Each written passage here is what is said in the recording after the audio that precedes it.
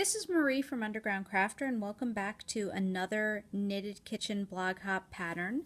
Today's pattern I've already gotten started, so you can check it out. It's called the Zipper Rib, and it's a ribbing pattern, but the inside looks kind of like the teeth of a zipper, which I really like. So for today's pattern, I used Lion Brand 24/7 cotton in 102 Aqua, and I'm also using my Denise to Go needles in size US 7, and you can get a full supply list in the notes whether you're watching wherever you're watching this video.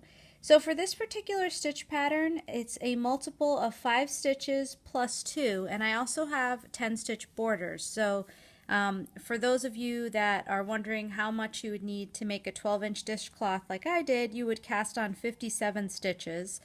But if you wanted to just use this stitch pattern, it's any multiple of 5 stitches plus 2, and then again I have these 10 stitch borders, 5 stitches on each side.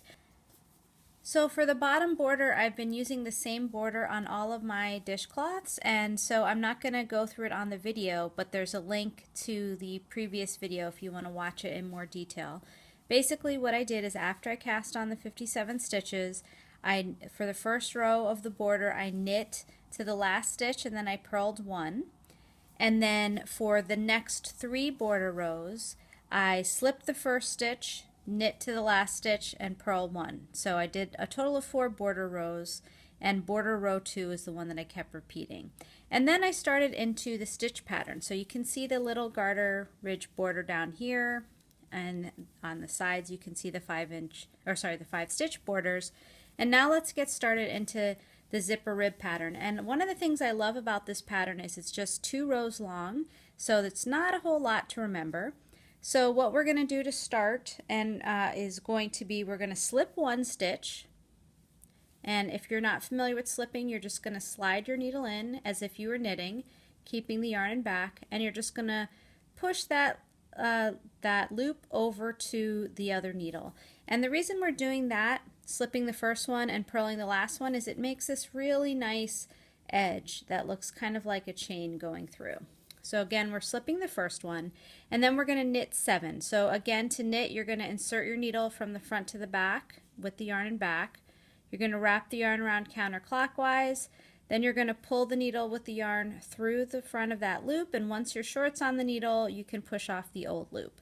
So we're going to do 7 of those. That was 1. So 2, 3, 4, 5, 6, 7. Okay, so this 7 includes our 5 stitch border. So it's really slip 1 and K4 there, knit 4, and then we've knit 3, and now we're going to start the pattern repeat, and we're going to repeat this all the way across to the last 4 stitches. So we're going to bring the yarn in the front and we're going to purl 1. So again, with purls you start with the yarn in front, then you're going to insert your needle towards the front, you're going to wrap the yarn counterclockwise and pull that loop through to the back. Once your short's on your needle, you're going to slip this loop off. So purl 1, and then we'll bring the yarn to the back again and knit 4. So knit 1, 2, 3, 4, and we're going to repeat that all the way across to the last 4 stitches. So bring the yarn to the front and purl 1, and then bring the yarn to the back and knit 4. 1, 2, 3, 4. So let's keep doing that all the way across, and then I'll meet you at the last 4 stitches. Okay, here we are at the last 4 stitches, and what we're going to do is we're going to knit 3, 1, 2, 3, and then purl 1. So bring the yarn to the front and purl 1, and that's the end of that row. Okay, and then we're going to get started on row 2 of the pattern, which is similarly simple, but it's not the same pattern, unfortunately. We'll have to do something new. So we're going to slip 1, so slip that first stitch, and then we're going to knit 4, 1, 2, 3, 4, and this is our 5 stitch border. And now we're going to begin the pattern repeat. We're going to bring the yarn to the front to purl, and we're going to purl 2 this time. So purl 1, purl 2, then bring the yarn to the back, and then we're going to knit 3. So knit 1, knit 2, knit 3. And we're going to keep repeating that all the way across to the last 2 stitches. So we're going to bring the yarn to the front and purl 2, 1, 2, and then we're going to bring the yarn to the back and knit 3, 1, 2, 3. And again, we're going to keep repeating that. Yarn to the front, purl 2,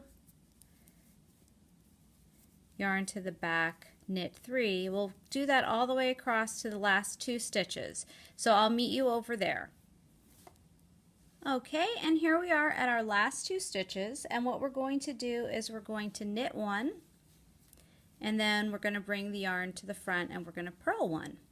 So now we're going to repeat those 2 rows that I just showed you over and over and over again. Row 1, row 2, row 1, row 2, over and over until your dishcloth is, if you're doing a 12-inch, about 11.5 inches from the bottom. If you're making another size, until it's the size you want. And again, what you're going to see is when it's kind of squished together, so when it's still on the needle, it's just going to look like a regular ribbing. But when you stretch it out a little bit, you're going to see that instead of looking like straight purls, this inside part, because the stitch is offset, is going to look a little bit more like a zipper mouth. And then you're going to end it with the border row 2, 4 of those. So that's going to be slip 1, knit to the last stitch, and purl 1. You're going to do that 4 more times, and then you're going to bind off and you'll have a wonderful dishcloth. If you'd like to get the written pattern for this or find the links to the other 48 patterns by multiple designers in the Knitted Kitchen Blog Hop series, you can get the links in the notes below. Thank you so much for watching, and please do subscribe to my channel so you don't miss the next video. Have a great day.